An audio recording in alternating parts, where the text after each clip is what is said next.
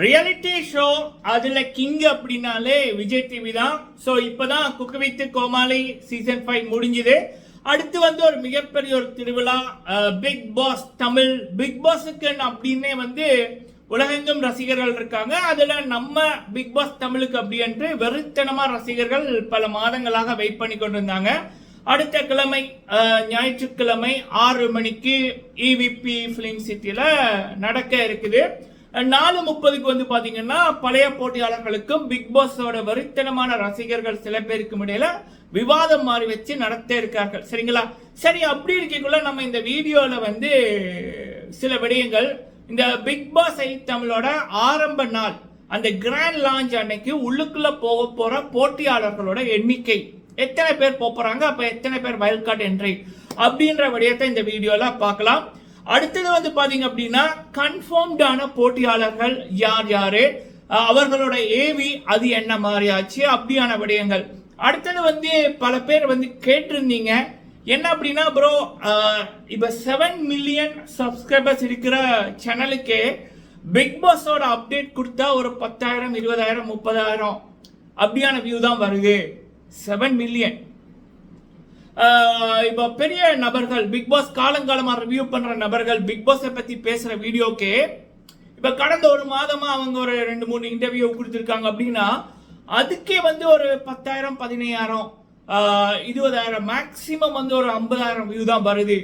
7 million subscribers இருக்கிற சேனல்ல பெரிய நபர்கள் பிக் பாஸை வந்து ரிவ்யூ பண்ற பெரிய நபர்கள் அவங்களுடைய வீடியோக்கே வந்து இப்போ ஒரு 50,000 மேக்சிமம் தான் வருது.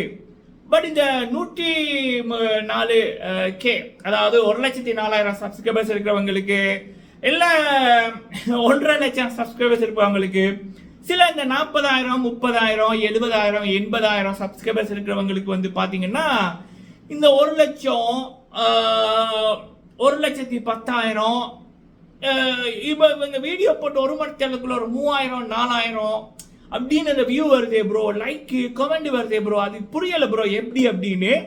அது என்ன அப்படின்றது, அதுக்குள்ள இருக்க உண்மை என்ன அப்படி என்பதையும் நம்ம வந்து பார்த்துருவோம். சரிங்களா?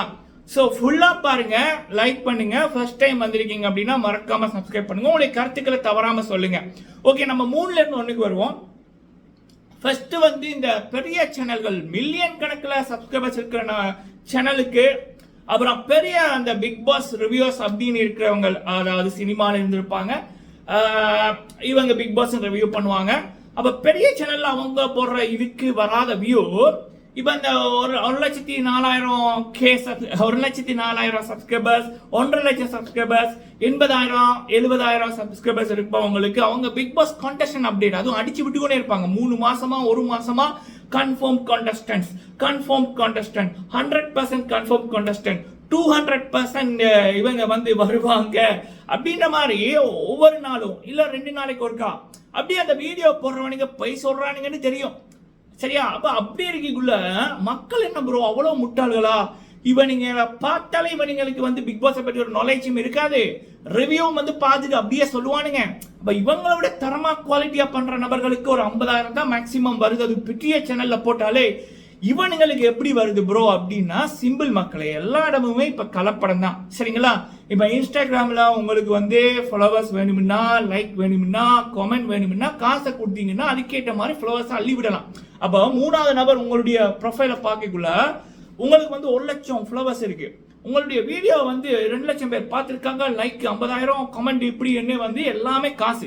ஆனா உங்களுக்கு மட்டும்தான் உண்மையா தெரியும், உங்களுக்கு 1 லட்சம் ஃபாலோவர்ஸ் எல்லாம் வந்திருக்காது, ஒரு 5,000 ஃபாலோவர்ஸ் இருக்கும். உங்களுக்கு நீங்க ரீசெண்டா போட்ட வீடியோ வந்து ஒரு 500 பேர் பார்த்துருப்பாங்க, ஒரு 5-6 லைக் வந்துருக்கும். ஆனா 3வது பார்க்குற ஆளுக்கு அது எப்படி காட்டும் அப்படின்னா, உங்களுக்கு 1 லட்சம் ஃபாலோவர்ஸ் இருக்கு, உங்களை வந்து உங்களோட வீடியோக்கள் இவ்வளவு பேர் பார்க்குறாங்க, ஒரு 20,000 போஸ்ட் போட்டா 1 லட்சம் 20,000 பேர் பார்க்குறாங்க, 1000 2000 லைக்னு வருது அப்படின்னு.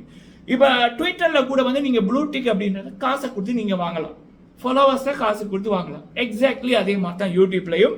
இப்போ நீங்க போடுற வீடியோ வந்து உங்களுக்கு வந்து உங்களுக்கு வந்து ஒரு 30,000 சப்ஸ்கிரைபர்ஸ் இருக்கு, அவன் நீங்க போடுற ஒரு ரியலா போடுற வீடியோக்கு வந்து ஒரு 1000 பேர் 2000 பேர் அவரேஜா பாக்குறாங்க, மேக்சிமம் ஒரு 10,000 15,000 பேர் பாக்குறாங்க, லைக் 50 100 அப்படின்னு வருது.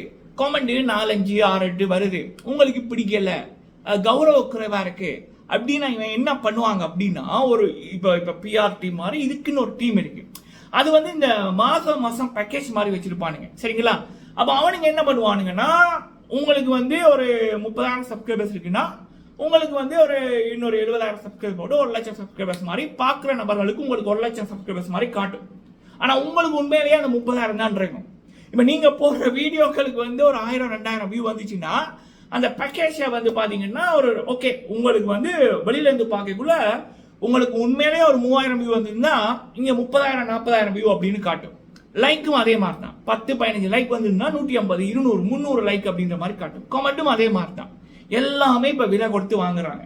சரி, இப்போ இந்த பிக் பாஸ் ரிவ்யூ பண்றவனுங்க இவனுங்க என்ன செலிபிரிட்டியா? அப்ப இவனுங்க ஏன் இப்படி பண்றாங்கன்னா டீல். இவங்களுக்கு வந்து இந்த பிக் பாஸ் யூடியூபோட காசு அவங்களுக்கு முக்கியம் இல்லை. இப்போ இவங்களை பார்த்துட்டு இந்த பிக் பாஸுக்குள்ள போற போட்டியாளர்கள் இருப்பாங்கல்ல, அவனுங்க என்ன பண்ணுவாங்கன்னா, ஓ இவர் வந்து பேசுனா இத்தனை பேர் பார்க்குறாங்களா, இத்தனை லைக் வருதா, இத்தனை கமெண்ட் வருதான்னு போட்டு டீல் பேசுவாங்க. சரியா? அதாவது இப்ப நீ வந்து என்ன வின் பண்ண வச்சுன்னா உனக்கு 5 லட்சம், 50 லட்சத்துல 50 லட்சம் ரூபா வின்னிங் பிரைஸ். ஒவ்வொரு நாளுமே 50,000க்கு மேலதான் காசு. அப்ப அவங்களுக்கு 5 லட்சம் தூக்கி கொடுக்கறது பெரிய மேட்டர்ல.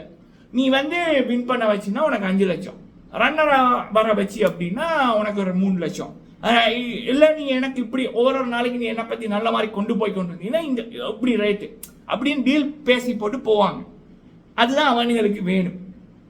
சரியா? அடுத்தது இப்படிப்பட்ட வீடியோக்களுக்கு யூடியூப் வந்து ஒரு 20% 15% தான் காசு கொடுக்கும். அப்போ அவங்க யூடியூப்பை பற்றியே கேர் பண்ணல, இதை ஒரு பிஸ்னஸாக பண்ணி கொண்டிருக்காங்க.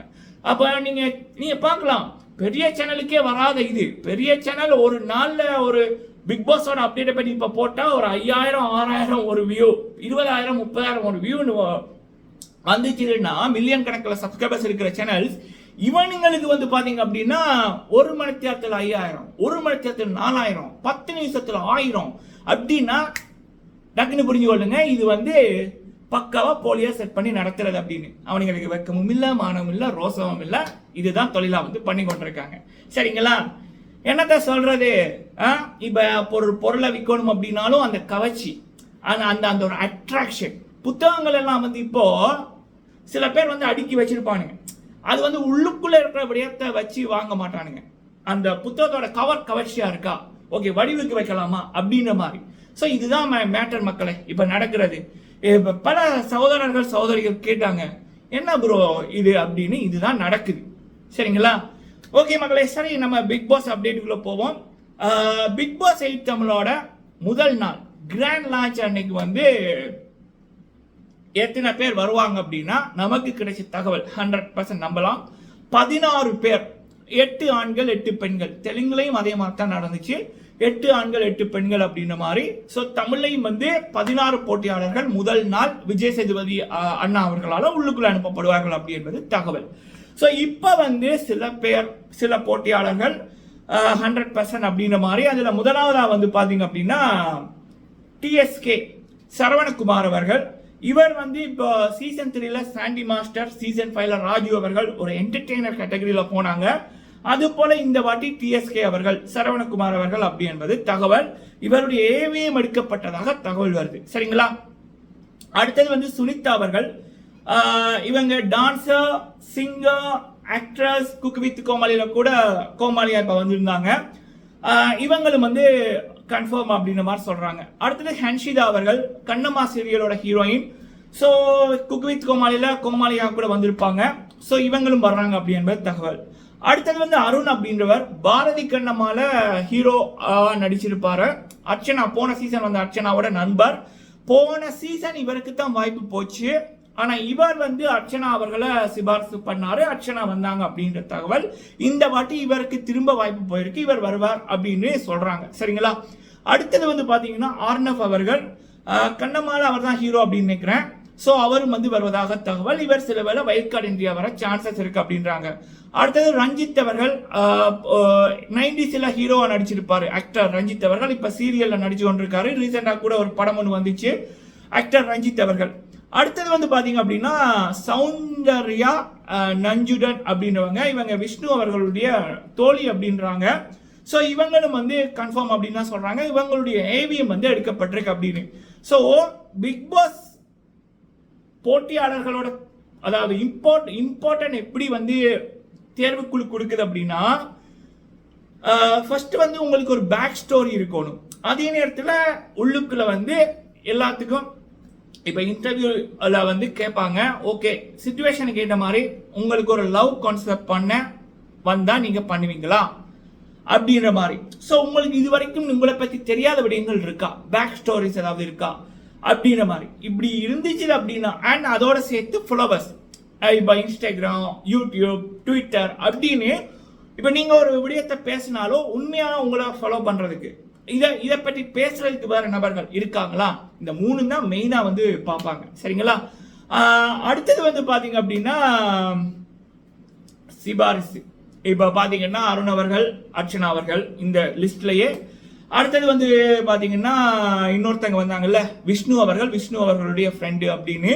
ஸோ அந்த இதுக்கு முதல் பிக் பாஸுக்குள்ள போன போட்டியாளர்களோட ஃப்ரெண்டோ சிஸ்டரோ அப்படின்னா கூட பிக் பாஸுக்குள்ள வர்றது கொஞ்சம் ஈஸி அப்படின்றதான். ஏன்னா பல பேர் கேட்டு நம்ம கூட பேசியிருந்தாங்க, ப்ரோ 4-5 வருஷமா ட்ரை பண்றேன் ப்ரோ, ஒரு கால் கூட வரல, ஒரு இன்டர்வியூ கூட அட்டென்ட் பண்ண முடியல, எப்படி ப்ரோ பிக் பாஸுக்குள்ள போறது அப்படின்னு. ஸோ அவங்களுக்காக இந்த தகவலை சொல்லியிருக்கேன். ஓகே மக்களை, நீங்க உங்களுடைய கருத்துக்களை சொல்லுங்க. வீடியோ பிடிச்சிருந்தா லைக் பண்ணுங்க. நன்றி.